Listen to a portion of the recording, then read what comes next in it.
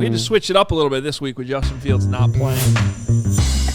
Peterman guide. Wait. Look at that. It was almost the Peterman Guide. It is the Siemian Guide, presented by our friends at Green Ridge Farm. You know Green Ridge Farm. You know, the ones with the amazing meat sticks. I do. They should hook Trevor up with some meat sticks. He tried. He did everything he could. He gave it. He battled through a fake oblique injury, or perhaps a real one. I don't know what. No one knows what happened exactly.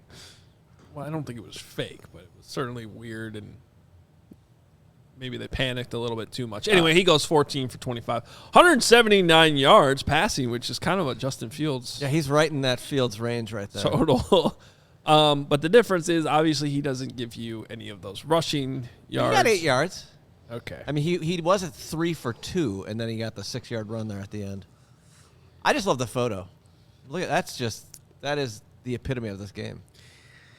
That probably didn't feel good with an oblique injury. He didn't have an oblique. It was all floose.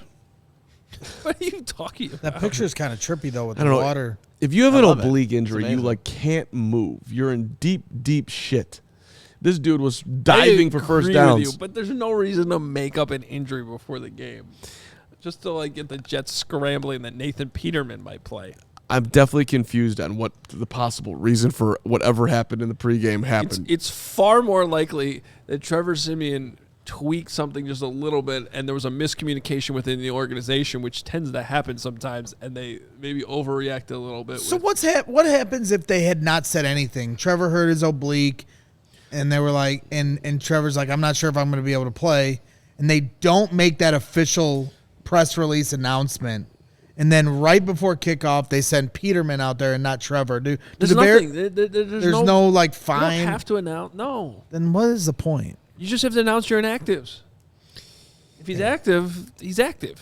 You just hit the nail on the head, Braggs. What was the point? What is the point? Seriously. Why are Bears? I mean, if we're going down, what is the point? What is the point of these exactly? Well, we're doing Siemian A bit- Guide right now. Yeah, I know, I get it, but I'm just thinking about the next 5 games. Listen, I thought Trevor played fine. The interception late, he played fine. He's a backup. He He's did Trevor. not play fine. He Couldn't was even get fine. them lined He up had and snap one the ball good, on time. 1.5 good series. It's fine. It's totally fine. He's Trevor Siemian. He had his moments. He threw them. He was abysmal in the second half. Underthrowing David Montgomery wide open in the flat for a first down. Then he's trying to back shoulder Cole Kmet, even though Cole might have trouble with some of those, turn around, back shoulder to the sideline. It was nowhere close for Cole to make a play on the ball. It was funny because narratives were starting to get built in the first half again with the Bears Twitter community of some that want to be curmudgeons.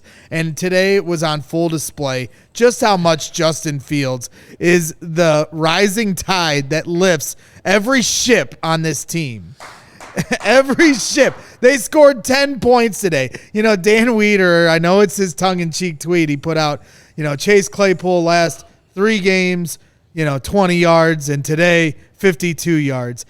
He's doing it tongue-in-cheek. Yes, it's a factual stat, but he's also thumbing it at people trying to make a point. Well, the Bears today, 10 points overall. Justin Fields last 4 games, 30, 30, 30, 30. He does this with nobody around him. And, I think we all need to appreciate just how much Justin Fields lifts this team up into any semblance of relevancy. I like relevancy. Relevancy or relevancy. I'm stumbling over my words because Sunshine Lawrence is trying to drive down the field to help our tank quest. But no, Trevor Siemian, you suck. Sit back down next week for Justin Fields. With all due respect. Competent backup quarterback. I'm fine with Trevor. 3-year deal. Let's keep him. No, around. I would rather. Wouldn't you rather have a backup that mirrors more of what Justin does, similar to what the Ravens have with Huntley?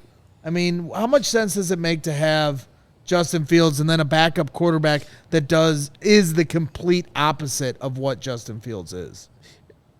I don't disagree with that. You want to get somebody that's more in line with what he does. That's fine. But Okay, name one player. Well, I just did with Huntley. You give him. We've spent weeks talking about how no one's close to Justin Fields. Just give me a running quarterback, somebody who can actually move a little bit. Dual, not even running. Kane Coulter? Sure, let's get Kane Coulter in, or somebody who's any former Northwestern. But listen, they brought in Trevor because he's a good guy in the locker room. They brought Trevor in because he was supposed to be closer to what the system runs. Remember they got rid of Nick Foles over it? Right, and then they figured out that we can't really run the system that we want to run with Fields because it doesn't underline his greatest strengths. So let's actually start to do stuff that will allow us to be competitive and look like an offense that has something going for it, and that's what they did. Would Mitchell Trubisky, as we said, that's Javier not bad. Castro in the chat? That's not the first time that's come up this week. Yeah, it's not a terrible backup. Bring him back. it's Dial it up. For those of us like head of content Kevin Kadick, who had the Trubisky jersey and then put Claypool on there and now is wondering if he should go back to Trubisky. let's bring back old school number 10.